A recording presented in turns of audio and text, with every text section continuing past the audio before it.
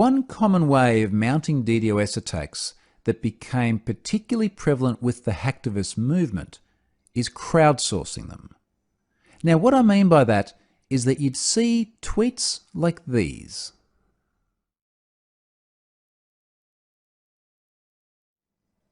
And then some instructions on where to fire your lasers at. These tend to be calls to arms for hacktivists to join together and target a particular web application in what amounts to a distributed denial of service attack. So in this case, you've got a collection of individuals, inevitably spread out across the world, all targeting the one web application. Now, if you get enough of these individuals making enough requests, then it's possible to take that targeted website offline. Now, there are a lot of variables in terms of what is enough traffic to take it offline, and we'll talk about those a little bit more later on. But certainly if messages like this can coerce enough people, possibly thousands of people, to simultaneously bombard a website with malicious traffic, then it could indeed take it offline. We've seen attacks like this be successful against the likes of PayPal in the past, so certainly they do have a track record of causing outages. Now, another thing that you may notice in many of these tweets here are the letters LOIC or LOIC, and LOIC is a favorite of hacktivists. I want to show you what LOIC looks like and how it works, so let's go and take a look at that now.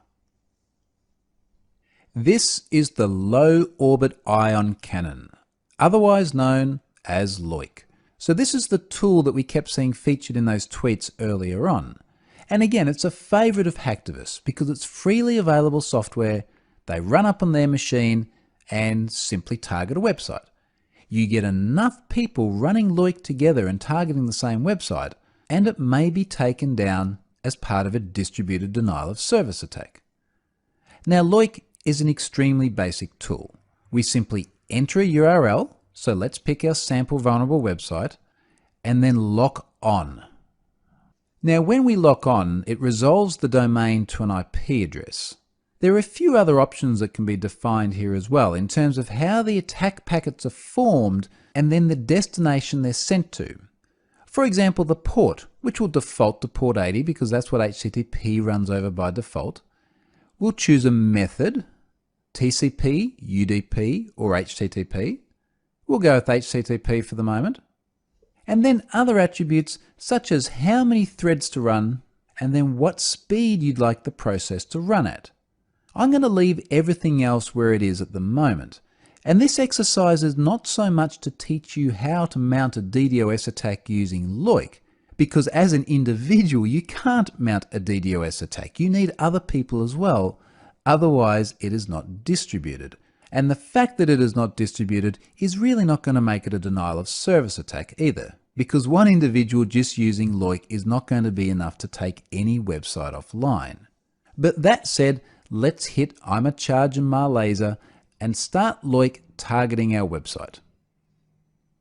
Now, as we can see in the attack status down the bottom, it's simply going through making connections and issuing requests. That's all that's happening. Now, depending on the nature of the website, TCP or UDP packets may be a more impactful denial of service attack. And certainly some of the operations we've seen hacktivists running have provided explicit instructions on tailoring LOIC to launch an attack in a customized way so that it does result in maximum carnage. The main thing to take away from this, though, is just how easy it is to run this software. So you can see how hacktivists, who are frequently kids, get involved in these DDoS attacks, because this is all it takes. Fire up LOIC, put in a URL, and start the attack. If you're the one orchestrating these attacks, so long as you can get enough people to run LOIC and repeat this process, you may well actually be able to take the target website offline. And again, there is a history of this style of attack actually being quite effective. But it is also very rudimentary.